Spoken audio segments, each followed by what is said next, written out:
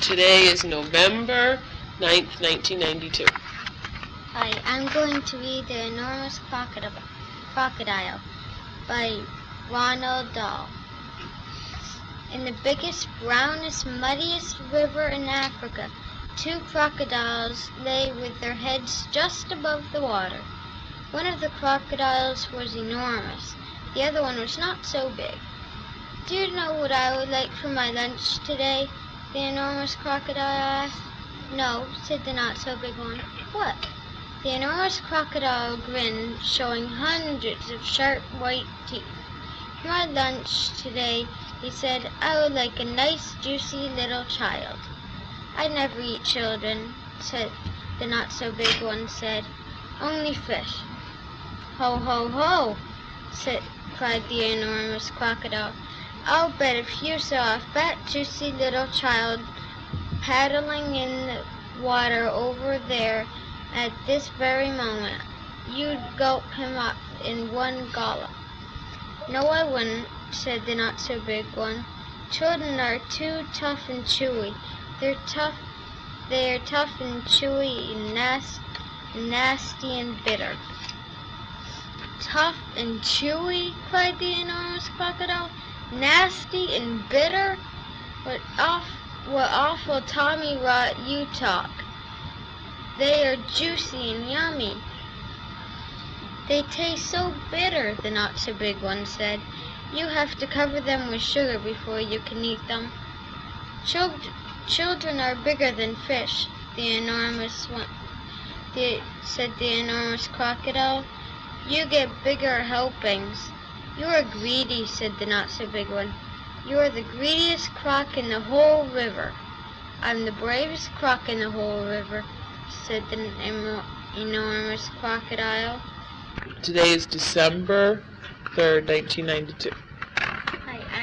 Hi, I'm going to read Mountaintop Mystery by Gertrude Chandler Warner. Chapter 1, Grandfather in the Lead. It was a fine, warm day in early summer. The Adlins, Henry, Jessie, Violet, and Benny, and their grandfather were just eating lunch. They had come to dessert of apple pie and cheese. Benny rested his head on his hand. After a while he said, "Grandfather, do you remember a few summers ago we wanted to go mountain climbing?" "Yes, I remember, my boy." "Well, do you remember we got cheated out of it? Joe and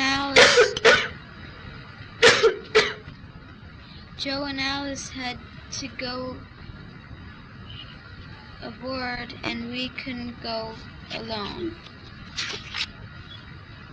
Henry said, Benny will never forget that. We went to see Aunt Jane at Mystery Ranch instead."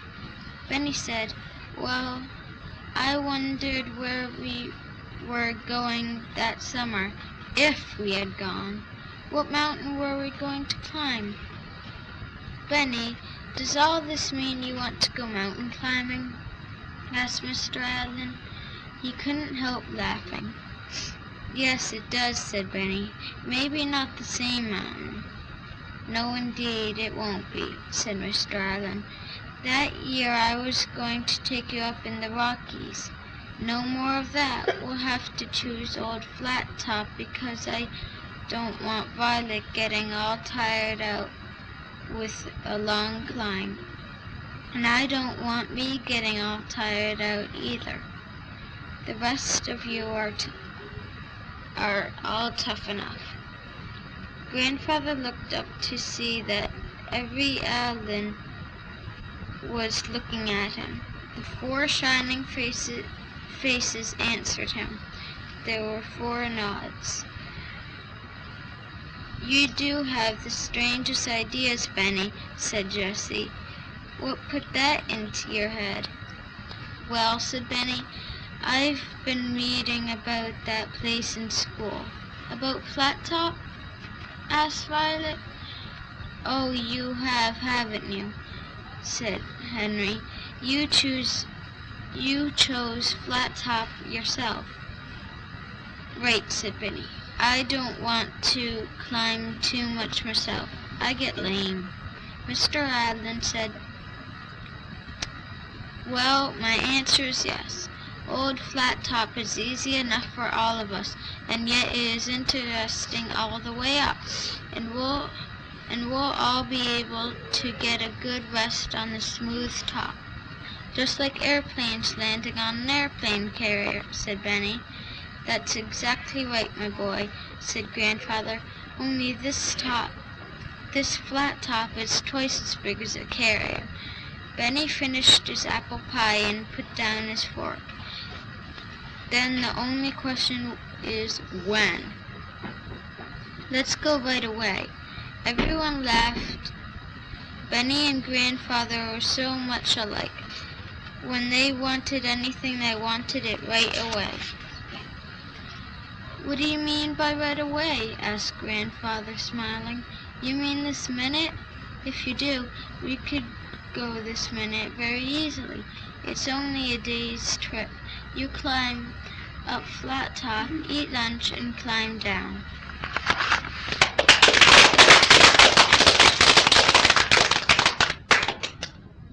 Bobby, how old do you think Violet was? 10. James. What was the title of the book again? Mountaintop Mystery. The E. What would you like to meet Violet if you walked into her?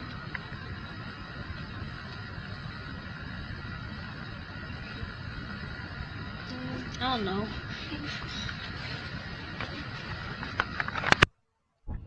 Today.